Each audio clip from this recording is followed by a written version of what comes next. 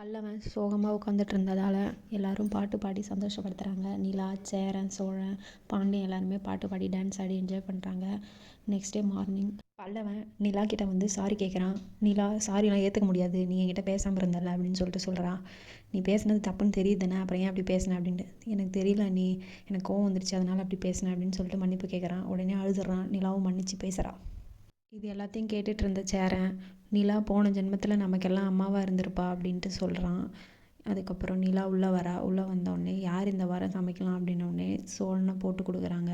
சோழனும் சமைக்க ஒத்துக்கிறான். நிலா ஸ்கூட்டியில் போயிட்டுருக்கும்போது ரோட்டில் கோமலை பார்க்குறா. கோமலை பார்த்து நின்று அவகிட்ட பேசுகிறா. நீங்கள் ஏன் வீட்டை விட்டு போனீங்க, நீங்கள் பல்லவனோட அம்மா தானே, உன்னால் அவன் கஷ்டப்படுறான் ரொம்ப அப்படின்றா. அதுக்கு கோமல், என் புருஷனை நான் பார்க்கணும், என் புருஷன் பல்லவனோட இருக்கிறது பிடிக்காது, என் புருஷனுக்கு ஏகப்பட்ட கடன் இருக்குது, பணத்துக்காக தான் உன் வீட்டுக்கு வந்தேன் அப்படின்ட்டு சொல்கிறா கோமல்.